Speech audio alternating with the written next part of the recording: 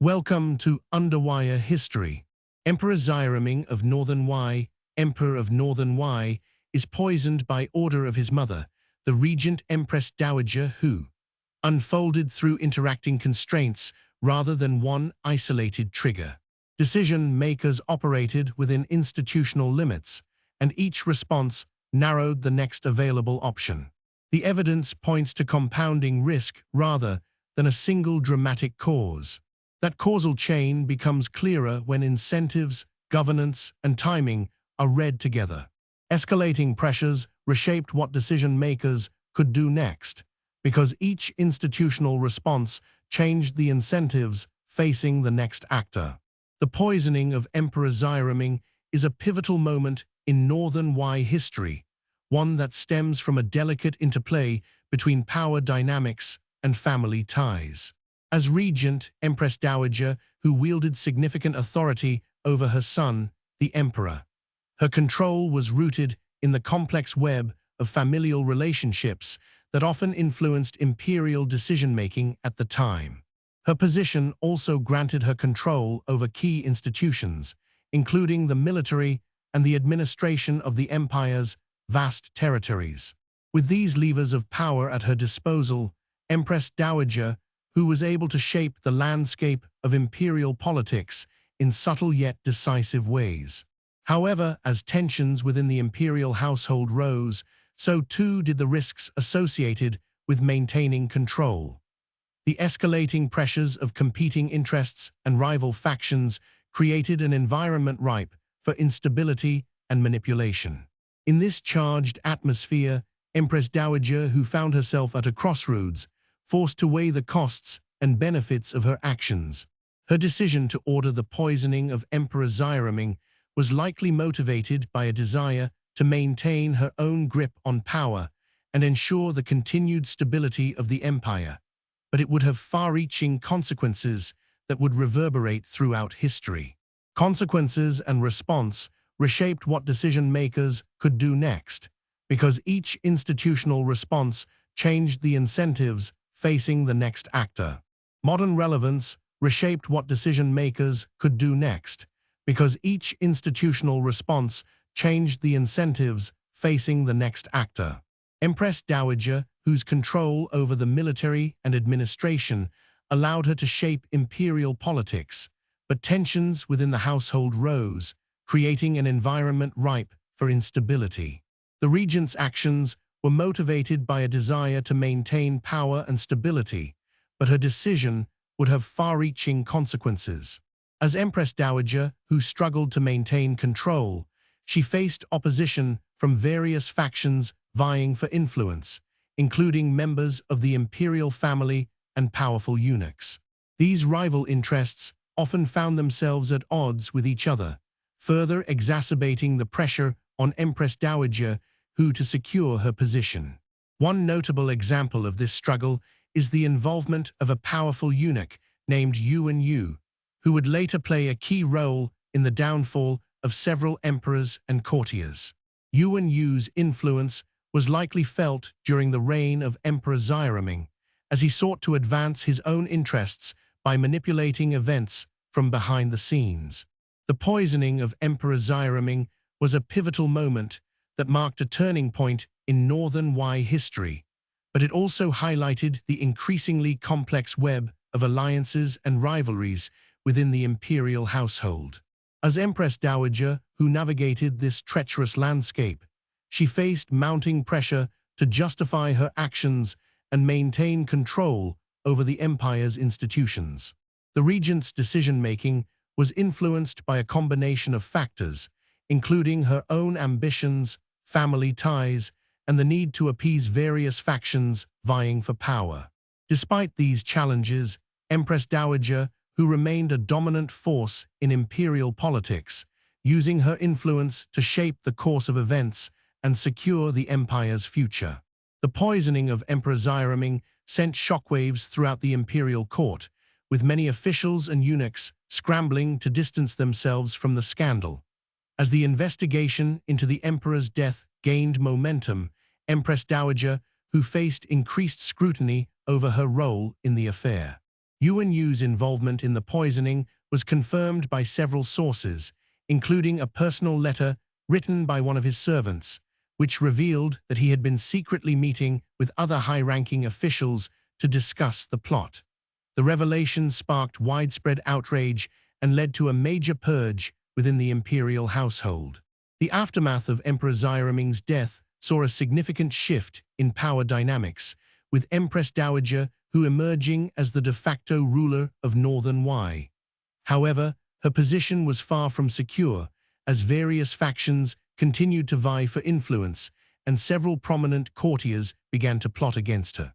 The impact of the poisoning on the imperial household was profound, leading to a significant reshuffling of positions and a renewed emphasis on loyalty and obedience. Yuan Yu's downfall marked the beginning of a period of intense infighting among Northern Wei's ruling elite. As Empress Dowager Hu navigated this treacherous landscape, she found herself increasingly reliant on her closest advisors, including the influential eunuch Yu Zhongliang. This reliance on trusted officials would ultimately contribute to a shift in power dynamics within the imperial household, as they began to wield significant influence over policy decisions. The consequences of these events can be seen in the decline of Northern Wei's fortunes during the 6th century, as internal conflicts and external pressures took their toll on the empire's resources and institutions. Despite this, Empress Dowager Hu continued to hold sway within the imperial court, using her authority to shape policy and guide the course of events. However, the seeds of future instability were sown during this period, as various factions and individuals began to plot against one another, setting the stage for a series of conflicts that would eventually lead to Northern Wei's downfall. The imperial court at Pingcheng was abuzz with rumors and speculation about the poisoning of Emperor Xiaoming. Empress Dowager Hu, who had been instrumental in securing Yuan Yu's appointment as regent, found herself facing increasing pressure from various factions within the court. Some officials, including the influential eunuch Yu Zhongliang, began to whisper among themselves that Empress Dowager Hu was not fit to rule, and that a more capable leader should be installed. This factional infighting created an atmosphere of distrust and paranoia within the imperial household, as various groups vied for power and influence. The Northern Wei Empire's military campaigns in the north had been faltering due to internal conflicts and external pressures, further exacerbating Empress Dowager Hu's difficulties in maintaining control over the court. As the 6th century progressed, the Northern Wei Empire faced a series of formidable challenges that would ultimately prove insurmountable. The once mighty military had been weakened by years of conflict with neighboring tribes and internal strife. Empress Dowager Hu's authority was further eroded by the rise of regional warlords, who began to defy her control and assert their own influence over key provinces.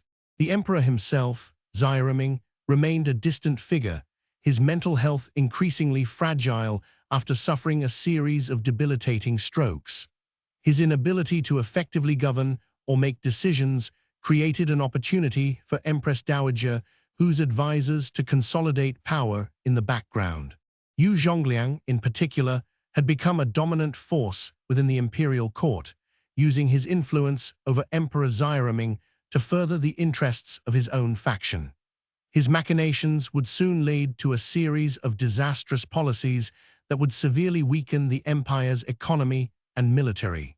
As Empress Dowager Hu struggled to maintain control, the internal conflicts between various factions reached a boiling point. Yu Zhongliang's opponents began to secretly collude with regional warlords, seeking to overthrow Empress Dowager Hu and install a new leader more amenable to their interests. The stage was set for a catastrophic power struggle that would eventually consume the Northern Wei Empire from within. The historian Bo Liang noted in his chronicles that the very fabric of the imperial court had become rent asunder by factionalism, as if the threads of loyalty and duty had been torn asunder by unseen hands. The consequences of these events were far-reaching, setting the stage for a series of devastating conflicts that would ultimately lead to the downfall of Northern Wei. Lines, the central event that unfolded in the imperial court at Pingcheng, was a complex web of decisions and causal sequences. Empress Dowager Hu's advisors, led by Yu Zhongliang, had been secretly manipulating Emperor Xiaoming's mental state, exploiting his vulnerability to further their own interests. They had been using various tactics, including withholding medicine and restricting access to the emperor, to ensure that he remained incapacitated and dependent on them. This deliberate exploitation of the emperor's weakness allowed Yu Zhongliang's faction to consolidate power in the background, making key decisions without proper oversight or accountability. However, not all officials were aware of or complicit in this scheme. Some, like the eunuch Wang Xiao, had been secretly working against Empress Dowager Hu's advisors, gathering evidence and building alliances with regional warlords to overthrow Yu Zhongliang's faction. Wang Xiao's efforts were facilitated by his connections with the warlord Liu Zhen, who controlled key provinces in the north. Together, they began to coordinate a plan to remove Yu Zhongliang from power and restore balance to the imperial court. However, their plans were soon discovered by Yu Zhongliang's loyalists, who moved swiftly to eliminate any perceived threats to their authority. A series of brutal purges ensued, with several high-ranking officials being executed or exiled on trumped-up charges. Wang Xiao himself narrowly escaped capture and fled to the safety of Liu Zhen's territory. The historian Y. Ziro noted in his writings that the treacherous landscape of imperial politics had been further complicated by these machinations, as if the very foundations of the Northern Wei Empire were being undermined from within. As the purges intensified, the once noble ranks of the eunuchs and officials became increasingly tainted by corruption and treachery. Yu Zhongliang's faction continued to exploit Emperor Xiaoming's weakness, using him as a puppet to further their own interests. The economic consequences of these actions were severe. Trade and commerce suffered as regional warlords began to assert their independence, while the empire's military campaigns faltered due to lack of resources and leadership. In response, Empress Dowager Hu was forced to adopt increasingly desperate measures to maintain control. She issued decrees granting Yu Zhongliang greater authority, but this only further entrenched his power and emboldened his faction to make even more reckless decisions.